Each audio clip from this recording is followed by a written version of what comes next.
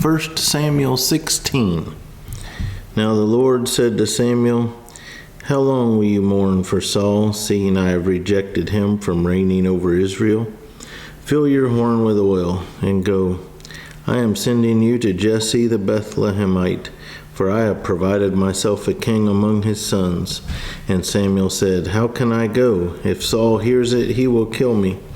But the Lord said, "Take a heifer with you and say, I have come to sacrifice to the Lord. Then invite Jesse to the sacrifice, and I will show you what you shall do. You shall anoint for me the one I named to you." So Samuel did what the Lord said and went to Bethlehem, and the elders of the town trembled at his coming and said, "Do you come peaceably?"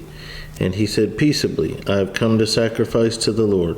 Sanctify yourselves and come with me to the sacrifice." Then he consecrated Jesse and his sons and invited them to the sacrifice. So it was when they came that he looked at Eliab and said, "Surely the Lord's anointed is before him."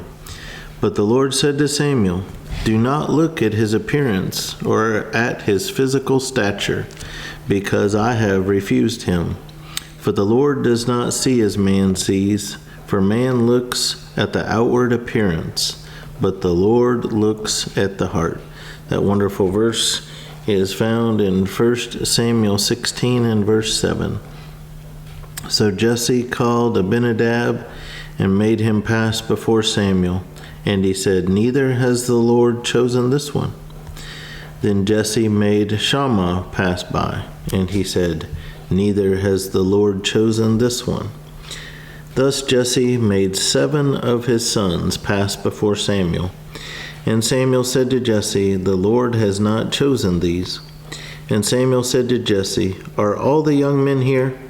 Then he said, "There remains yet the youngest, and there he is, keeping the sheep." And Samuel said to Jesse, "Send and bring him, for we will not sit down till he comes here." So he sent and brought him in.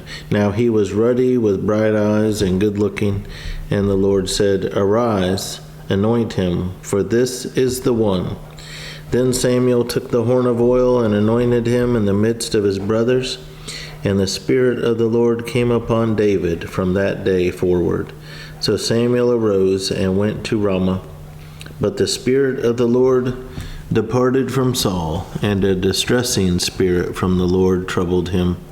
And Saul's servants said to him, "Surely a distressing spirit from God is troubling you.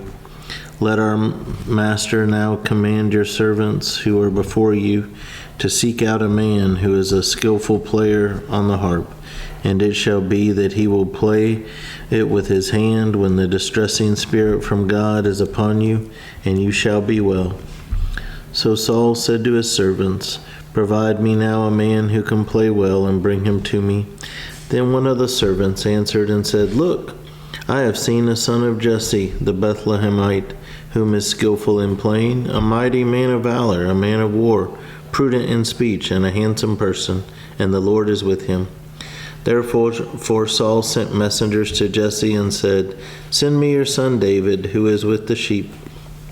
And Jesse took a donkey loaded with bread, a skin of wine, and a young goat, and sent them by his son David to Saul.